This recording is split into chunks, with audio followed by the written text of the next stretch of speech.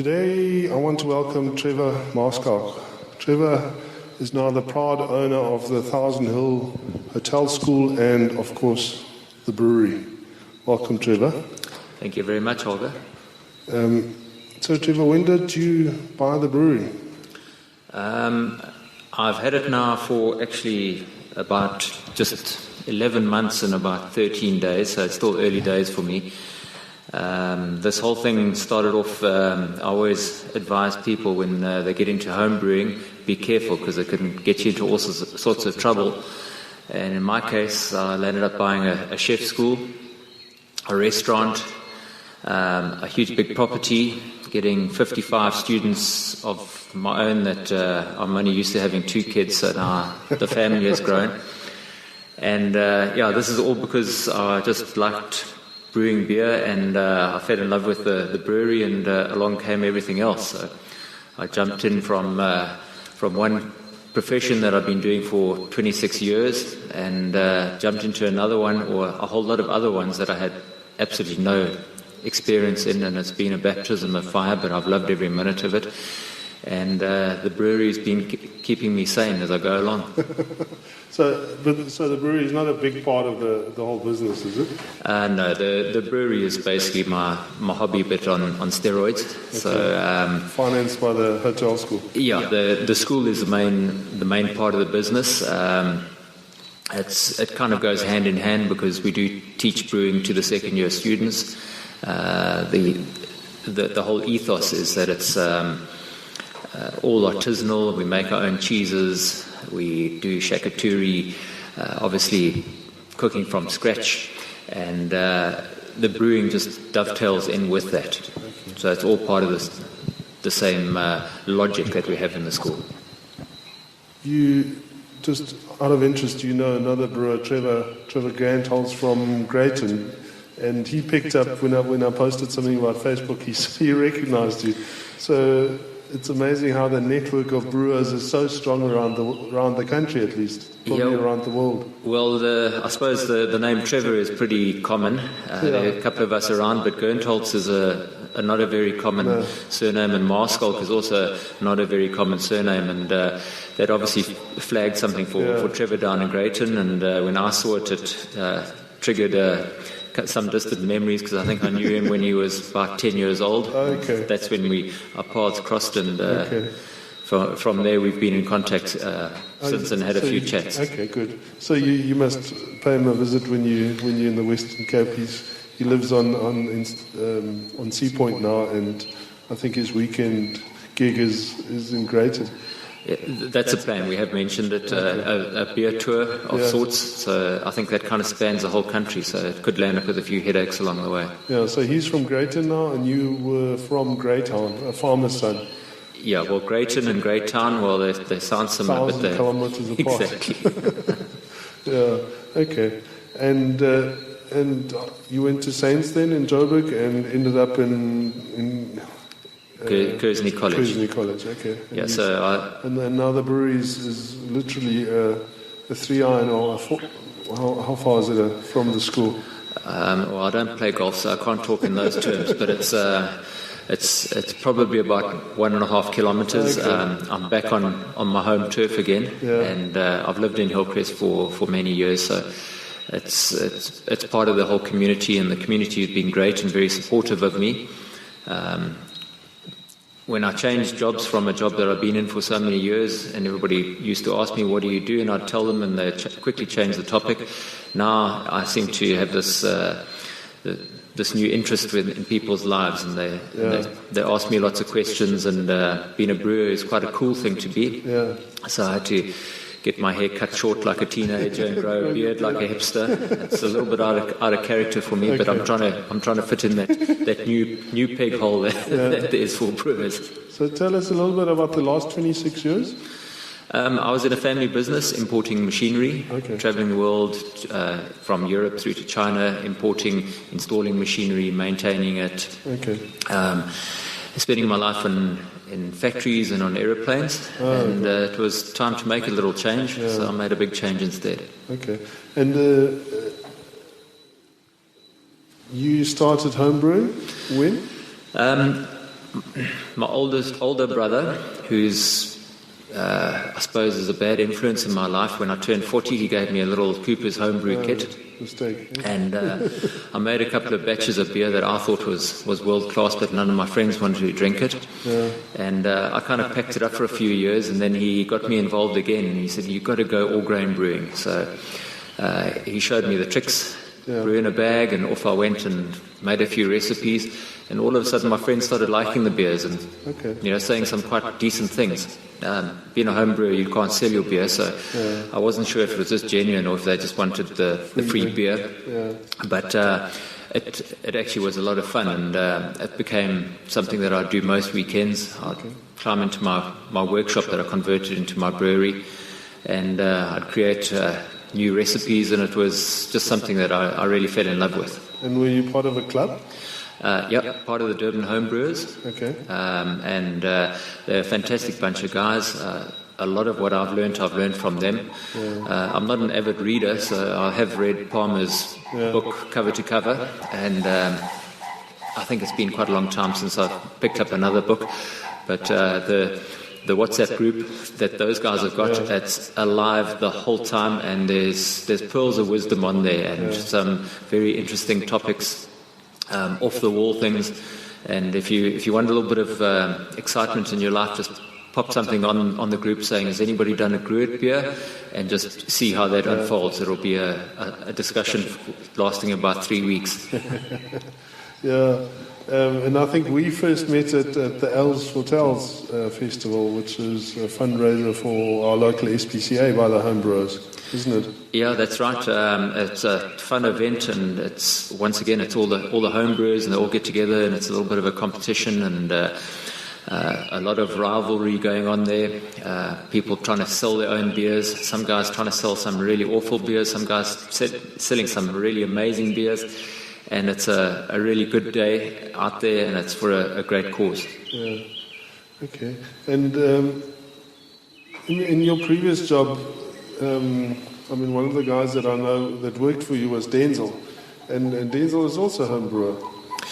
Yeah, Denzel's, he spoke to me and he said he was going to go and try this out, and he was adamant that he was going to make a Pilsner. And I said, "Denzel, just start off, punch at your own weight. So start off with a simple recipe." I gave him a recipe for an ale. So this is a foolproof. You'll make a decent beer. But he didn't listen, and off he went, and he tried to create this Pilsner, and I think he had a few problems. I think he gave a few of them away, and I'm not sure how many of those people who got the beers actually put them down their throats.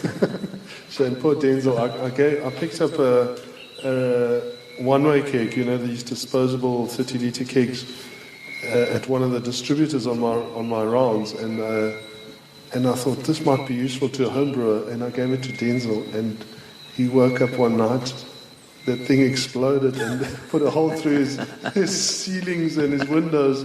So I owe Denzel a case of beers, I think. Oh God. Anyway, and you bought this business from John, and John was quite influential in the homebrewing circles, and especially in KZN. I think he's done a lot of good for the KZN guys. I think we had a lot of East Coast Brewers meetings there, and I think, didn't he also found the East Coast Brewers? From my knowledge, yes, he was instrumental in getting the East Coast Brewers going. He was on the committee for many years. I know he hosted a lot of the gatherings at the school, and he definitely was one of the kingpins. I believe he's getting ready now to leave the country. He's going off to the UK. So he's still in South Africa at the moment? Yeah, for a short while. Okay. So I'm sure he's going to go and find some brewers overseas to get involved with there. And was he still helping you out, or did he just hand over? And we had a handover period. He shared some information with me, and then he's been, I suppose, chilling out a little bit at home, getting used to his retirement. And every now and again I'll phone him and ask him a couple of questions. But the system that he had there, it was a system that he'd imported from the UK. It's a fairly basic, easy to work with system, and we just carried on And with how the same. big is the brew length? We can make a batch of about 850 litres. It's really big.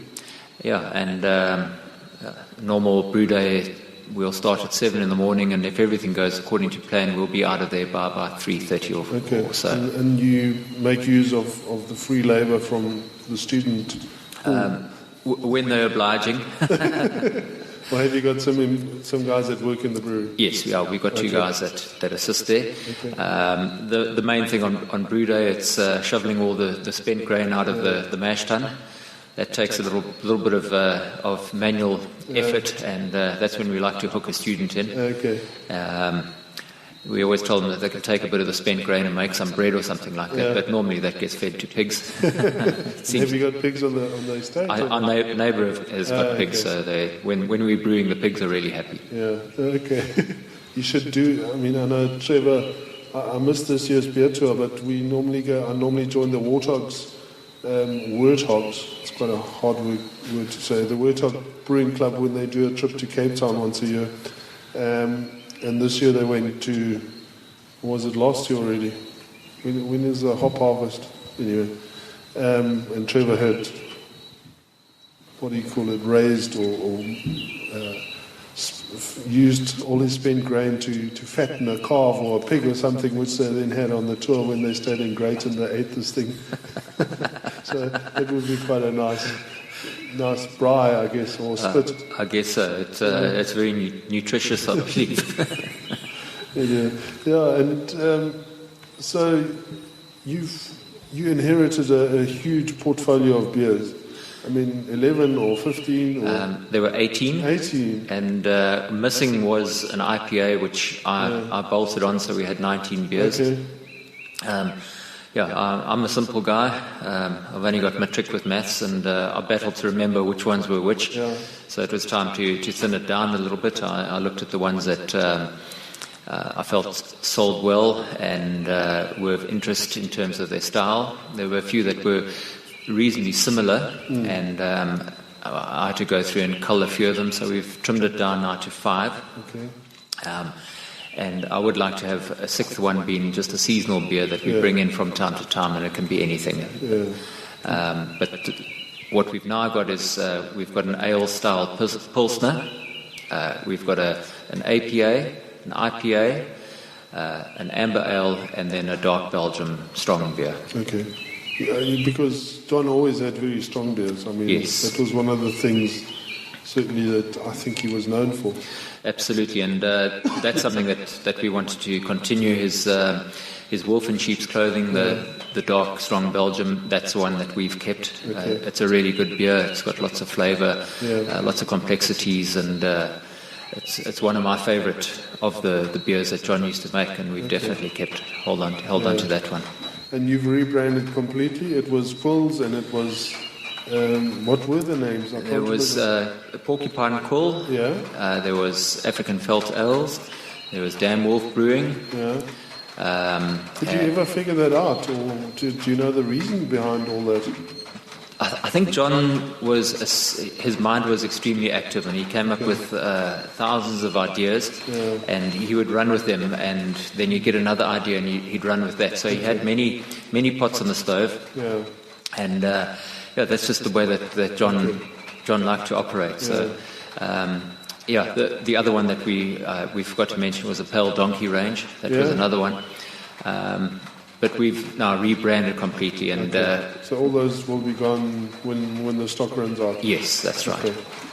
Okay. So tell us about the new range. Okay, so the new range is all now done. We've dropped the Porcupine Quill Brewing Company and Dan Wolf Brewing and all those other ones, and it's all now under the Thousand Hills Brewing Company.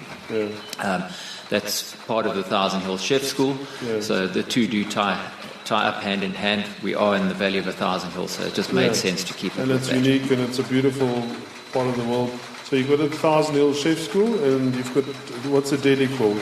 The deli forms part of the Thousand Hill Brewing Company. Okay. It's manned by the students on the weekends. They get their practical experience there. It's artisanal foods and our beers. Okay. And the times that you open for visitors? It's Fridays to Sundays. It's breakfast and lunch only. Okay. So we open at 8:30, and last round is at about 4:30. Okay. Occasionally we'll do an evening function, but that's really the exception. Okay, so it's quite important that one gets there early to get in a few rounds of your special beers, eh? Well, if you're going to get in early, don't start with the 9%. Leave that one as your loopdoppie. Yeah. But what we did is, because it's the brewery is located in an educational facility, all our variants have got a school theme to them. Okay. So our Pilsner is known as the Dean. He's the disciplinarian. Okay. Then our APA, it's an American Pale Ale, so we called it the quarterback. Okay. That's the famous American jock. the sport from America. Then the Amber Ale, that's our cheerleader. Okay. She's the one. She's very popular with the guys, as you can imagine. Amber. Yeah. The Amber Ale. Then our IPA, that's a graduate. He's first in class. He's my favorite. And then he's not from Pakistan. No, he's definitely not from Pakistan. Okay. And then the dark Belgium, the strong Belgium, that's a foreign exchange student. Okay. He's all the way from Belgium. Yeah. So it says FES on the front. Yeah, eh? FES. Yeah, FES. Okay, lovely. Tell us a little bit about the weekends. Does it get quite busy? Do you have to book? It is a little bit weather dependent. Okay. When it's fantastic weather, we get jammed, particularly on a Sunday. Yeah. So if anybody's wants to come around for a beer and a pizza or one of our meals, best you book. Yeah. Otherwise, you may be disappointed On and a turned Sunday. away. Saturdays, normally you don't have to book, but if it's fantastic weather, it might be a good idea. Yeah. And then Sundays are slow, but it gives us a chance to make the cheesecakes. Fridays are slow. Fridays. Yeah, not Sundays. Yeah, Fridays are slow. And if it's weather like this, you can hear it starting to rain here. We're sitting outside in my garden, so just forgive us. It's much better sitting outside than inside. Well, if it's weather like this, then the only people that are drinking there at the brewery is me. Not even the students. No, they're not allowed to. Not. Okay. Tell us a little bit about the school. I mean, the program and. Okay. We are one of the leading chef schools in the country. Okay. We offer a course which is 2 years in duration. Yeah. In the first year, you get 3 internationally recognized diplomas, all done through London City and Guilds. Okay. And then in the second year, it's an advanced skills diploma. And with that, you can basically work anywhere in the world. And most of our students complete their third year internship overseas and abroad in America. A lot of them go to the Ritz-Carlton group. Some of them land up in Malaysia, Hong Kong, Dubai. And last year we've got one of our students in a 3-star Michelin, 3 Michelin star restaurant in the UK. Okay. Oh. So we're in the fortunate situation that we have more job offers for our students than we've got students. That's unbelievable. All overseas or local as well? Both. Okay. Some of the students, the ones that parents can't afford to send them overseas or don't want them to travel and be away from home, they'll end up working in private game lodges and in 5-star restaurants. Yeah. And is it expensive to study there? I mean, it must be. It's a considerable investment, but you are getting quality. And as I said, in the first year, you're getting 3 internationally recognized diplomas. So we cram a lot in. It's hard work. The youngsters are very tired by the end of the year. They get one week holiday in the middle of the year. Wow. And the rest of the time, but this is what the industry is about. It's hard work. When everybody's having a good time and partying, you're working. You get to really appreciate the sound of traffic on a Monday morning when you're lying in bed and you're hearing the rest of the world going to work, and you're chilling out there because that's your weekend. Yeah. And the shops are empty, so it does have its benefits if you can look at it from that perspective, but you have to have that mindset. Yeah. When I was in Munich the other day, there was a lot of talk about doing courses in beer, becoming a beer sommelier, which sounds like it's something that's or that there's a market for in Europe, certainly. Have you got anything? Is there a wine course, or I guess not through your school? Not through our school, although our students do wine courses. They do a basic course in wine in the first year. In the second year, they do a WSET wine course. And I do an elementary beer brewing course with them. So they do get exposed to it. But we do get a lot of people asking if they can come and do brew courses with us. We don't, unfortunately, offer that.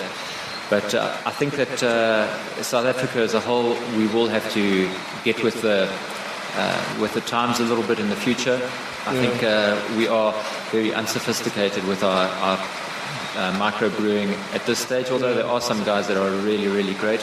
I think if you compare us to the States, we are far behind, but it's good to see that we've got some breweries that are coming up and making things happen. Yeah. What I found in Germany, most of the craft brewers were contract brewing, or what do they call it, gypsy brewing. Very few of the guys that I met actually had their own facilities, and it must be a nightmare in a first world country to start a brewery. Here, I guess it's hard enough to get a license and get premises and all that, but it must cost an absolute fortune in a place like Europe. So I guess it's got its pros and cons. I guess so. There's always hoops that you've got to jump through.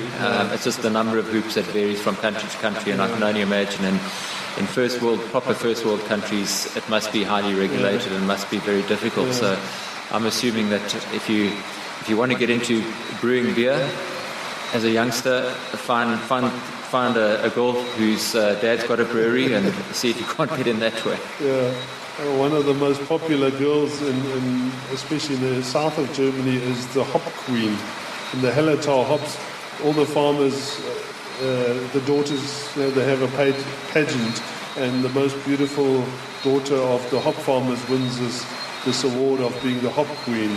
So imagine marrying her. I think that would be the best. Absolutely. Best of both worlds. Yeah, even better than owning a brewery, I think. So Trevor, in terms of bringing your beer to market, have you I know that we've started stocking it at Hillcrest Tops. What has the response been? I've been away from them, so I don't know.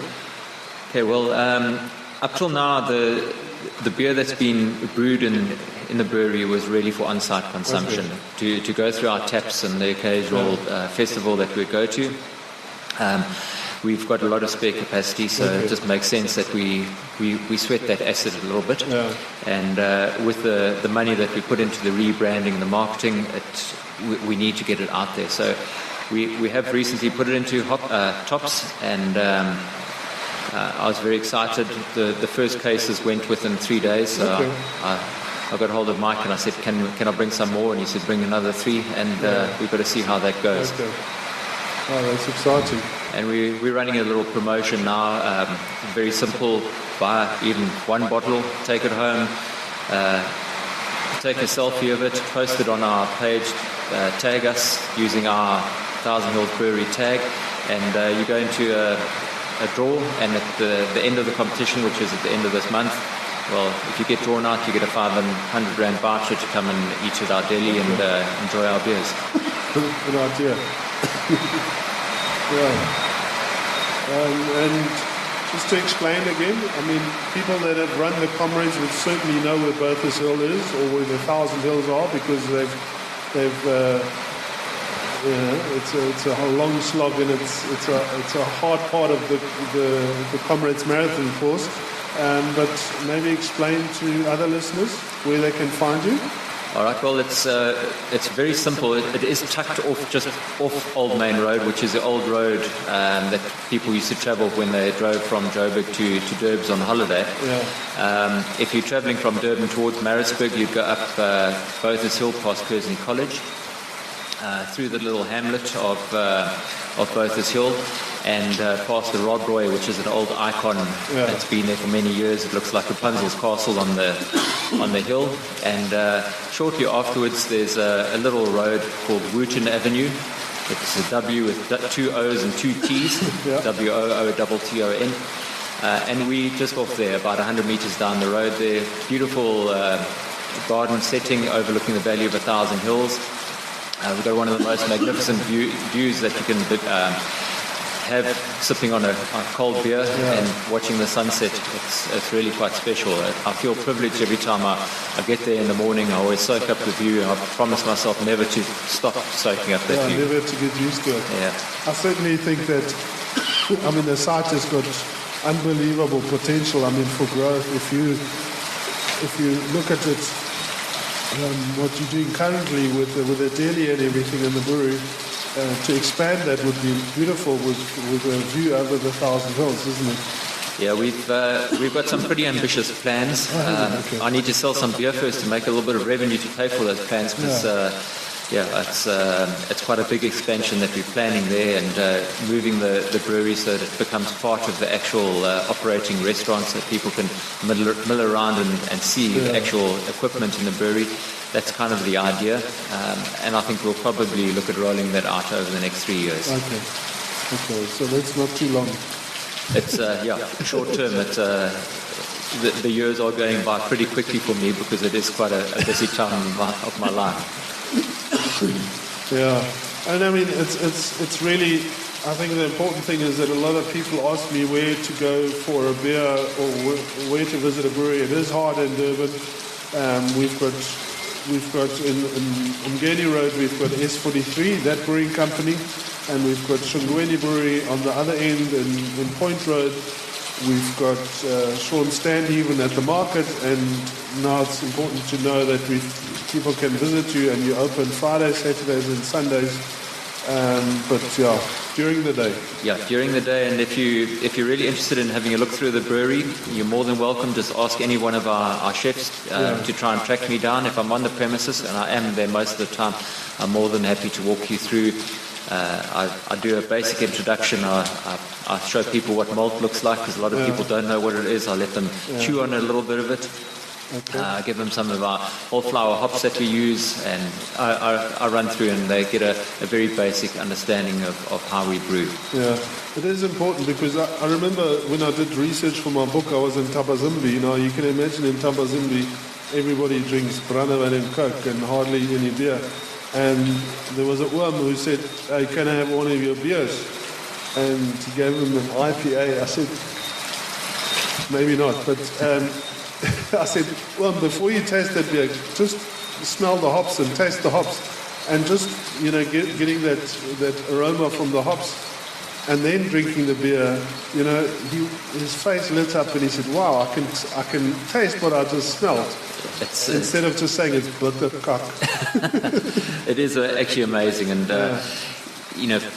typically with ales, people have their first sip, they say, "Wow, what fruit have you put in here?" Yeah. And it's you've got to go through that whole education. That it's some of it comes from the fruity esters from the yeast, some of it is from the hops, and the layman really doesn't understand that. So it's nice to share a little bit of that information with them.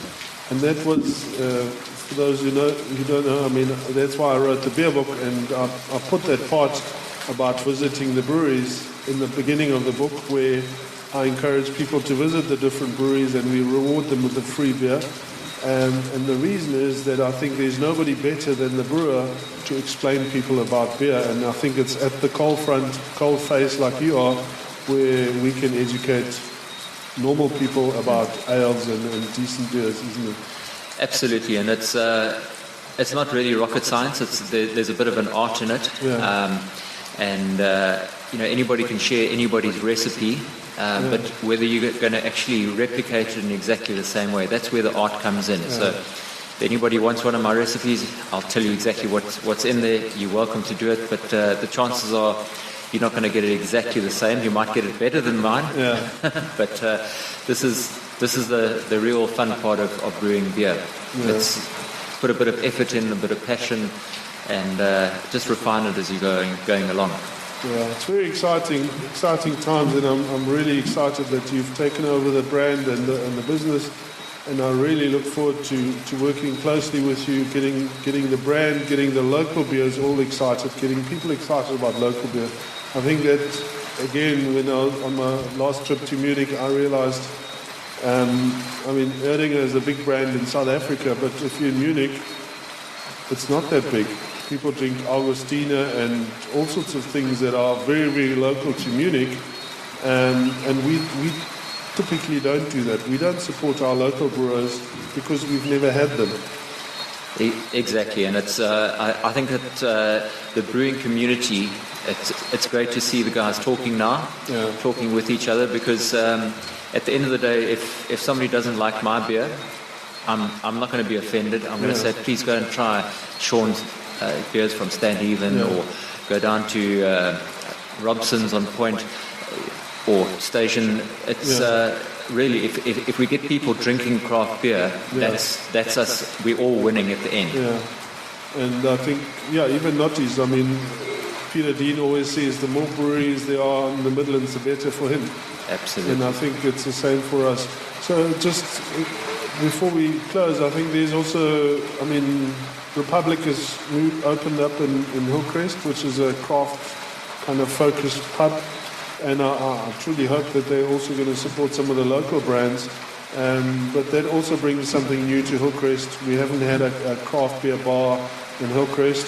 We obviously got the best bottle store I think, on the continent as far as craft beer is concerned with Hillcrest Tops. But in terms of drinking it, there's very few places where you can enjoy a good craft beer or a good selection of beers generally in Hillcrest. It's really exciting to see restaurants and outlets like Republic opening up, and it's a great thing. I think that with the drink driving legislation as it is now, you can really only have one beer and then you're at the limit. So if you're going to have only one beer, make sure it's a really good beer. A good one, and every time you go out to a restaurant, it's nice to try a different beer. So it's great to have these options available. Yeah.